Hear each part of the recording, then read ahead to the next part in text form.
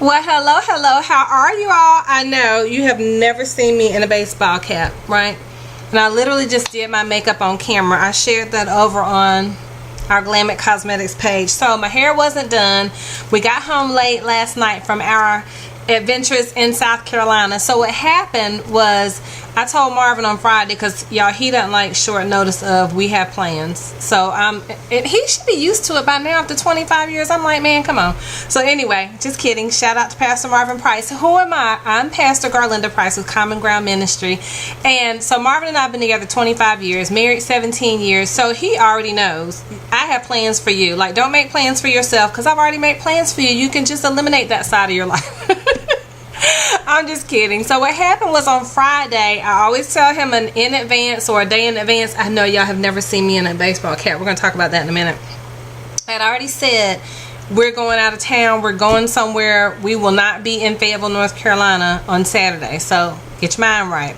So he said, okay. So I always try to tell him that in advance. And so we were getting in the car, and they wanted to know where we were going, and so Caleb specifically kept asking me, where are we going? I said, when you're old enough to drive and you can control the car, then you can ask questions and or dictate where we're going. They wanted to go to Raleigh. I'm like, we go to Raleigh all the time. So then Miriam wanted to go to Charleston, and then Marvin said he didn't care where we went. And I'm like, that's code for hurry up, get in the car before I change my mind. I'm not driving y'all anywhere. So I told him I will decide where we're going when we hit the road. So we started driving, and Marvin said, well, I don't feel like going north, so let's just go south. So I was like, okay.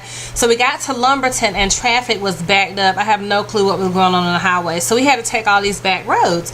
So I remember we got to this intersection where there was a fork in the road. You could go left or you could go right.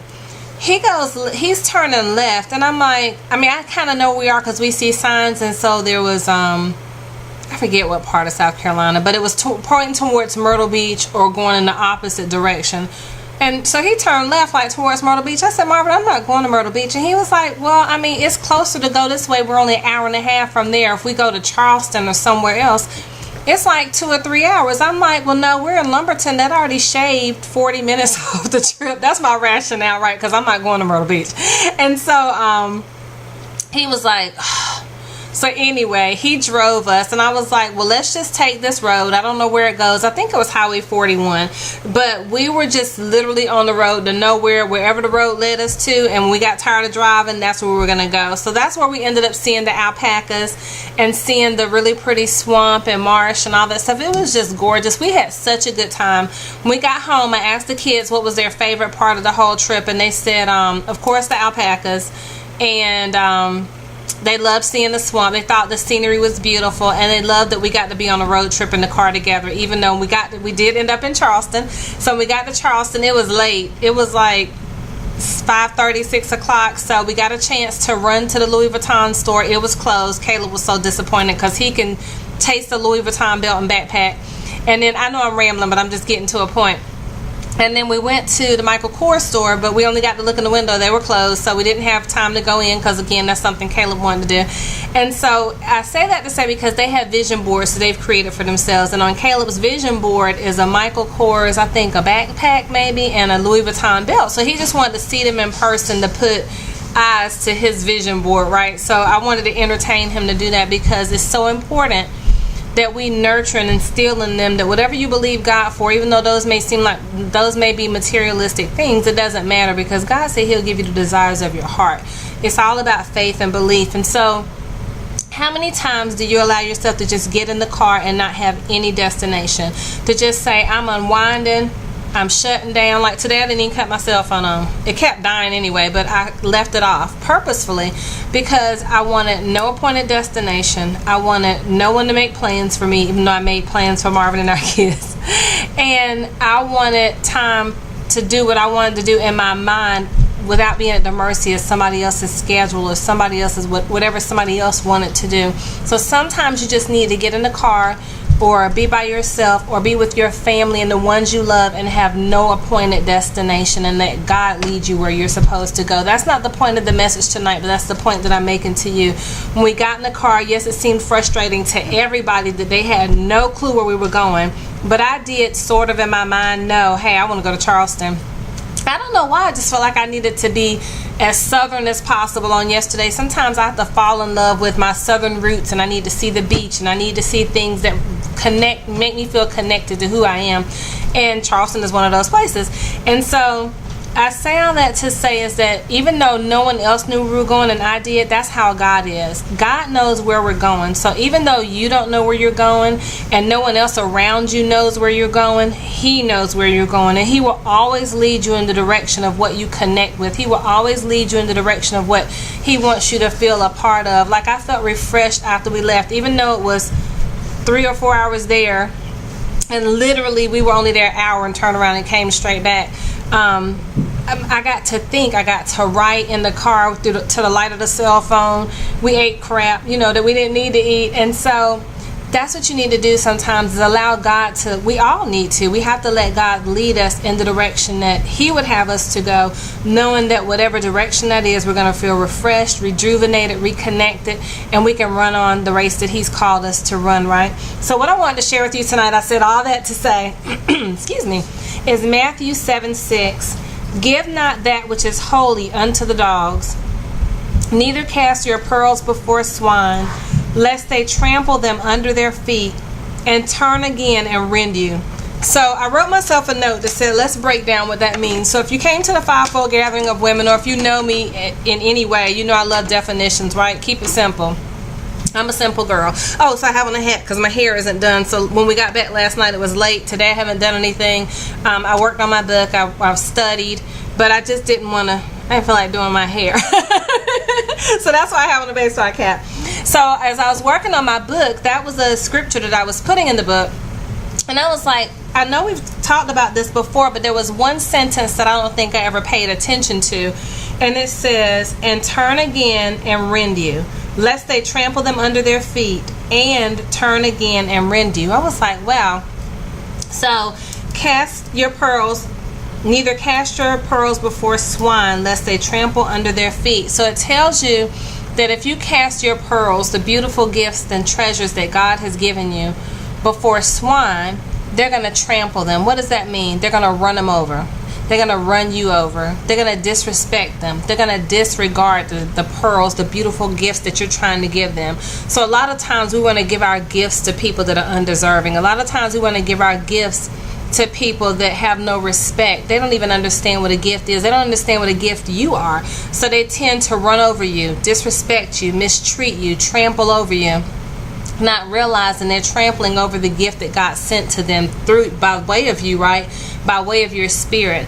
But they don't know how to receive or accept the gift, so they just trample over it and they tear it up. So I said, well, let me look up what the definition of a swine is. So it says a swine, I'm going to read a couple of the definitions. It says any stout, cloven-hoofed, artiodactyl, of the old world family Suidae, having a thick hide sparsely covered with coarse hair, a disc-like snout, and an often short tasseled tail, now of worldwide distribution and hunted or raised for its meat and other products. Basically the domestic hog. And then a coarse, gross, or brutishly sensual person. And lastly, a contemptible person. So that was the part of the definition that stood out for me, a contemptible person. So it says, neither cast your pearls before swine or before a contemptible person. So what does contemptible mean? So contemptible means a foolish, rude, or contemptible person. A person regarded with contempt. Specifically a stupid, I'm sorry to use that word, but it's what it says, a stupid or ignorant person, a dull or stupid person, a contemptibly naive, foolish, or inconsequential person, a person with unlikable or obnoxious qualities and behavior, typically mean, self-centered, or disagreeable. So let's add that to this, what scripture is saying. I'm not adding to the scripture, but let's read it in the way that the definition reads so you'll understand what it means. And you may already understand, but this is what God is leading me to share with you, so bear with me. So, give not that which is holy unto the dogs, neither cast your pearls before a contemptible person, neither cast your pearls before a foolish, rude, or stupid person, or an ignorant person. Neither cast your pearls before a naive or foolish person. Neither cast your pearls before an unlikable or obnoxious in behavior. mean, self-centered, or disagreeable person. Wow. So that's what that's telling you. So when people show you who they really are, believe them. But we were just talking about this, and I know you all have heard that before. When a person shows you who they are, believe them. Even a lot of times we want to see the good in people. We want to say, oh, maybe they're really not like that. People are showing you exactly who they are up front, and if they're not, then they're either bipolar or two-faced, because it should be what you see with someone is what you get with someone. So whatever they're showing you up front is not a facade. It's exactly who they are, unless you can tell later on that they were putting on a good face when there was really a bad face behind it. So believe them when they're mean-spirited, self-centered, and disagreeable, that's how they are. And then lastly it says, and turn again and rend you. So I was like, well, what does that mean, to rend? So rend means to tear something into 2 or more pieces. For example, snapping teeth that would rend human flesh to shreds. Split, to rupture, to sever, to wrench something violently, to cause great emotional pain to a person or their heart. So let's read it this way. It says, neither cast your pearls before swine, lest they trample them under feet, and turn again and tear them apart violently, and cause you great emotional pain, split you, rupture you, or sever you. So that now you understand why it says and what it means to not cast your pearls or the good gifts that you have before swine, because they're going to tear you apart. They're going to hurt your feelings. They're going to disrespect you. They're going to be mean and self-centered towards you. And so when you see that people have done that in the past, believe them.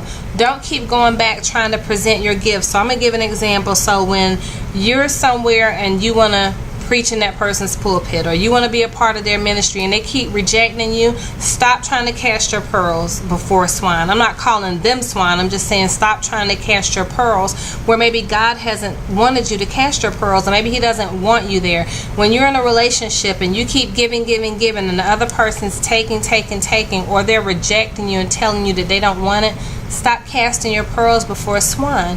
Whenever you have a project that you're working on and you're so excited about it and no one else seems to be excited about it, and you're the one pulling all the load and doing all the heavy lifting and doing all the heavy work, they're showing you who they are. Stop trying to fit a square peg into a round hole. I don't even know why I'm telling you this, but stop giving your great gifts and the things that are holy and that God has given you and that He's wanting you to bless people with. Stop trying to give them to swine, people that are mean, self-centered, could care less, because it's going to continue to hurt your feelings, it's going to continue to break your heart, and they're not worthy of the gifts, right? They're not worthy of the calling. So keep going. God is going to place you and position you with people in your path that are going to receive your gifts. They're going to know how to nurture and take care of your gifts. They're going to be waiting for you. They're going to say, I've been expecting you. But what you also want to do is take a break. Sometimes you just need to get away on a road to nowhere. Drive, ride, walk, whatever you want to do, be a passenger, and just say, God, I'm going to go on a road to nowhere, and I know that when I go, you're going to meet me, and I'm going to hear from you, right? And I'm going to be able to relax and enjoy the beauty of the things that you've created, God, knowing that you've created within me pearls that you intend for me to share with those that are holy. I love you. I pray for a refreshing for you, and I thank you for just taking the time to listen. God bless you, and have an amazing week. And I may not have on this baseball cap next time. I don't know, I might wear it to work. Just kidding. Love y'all. Bye.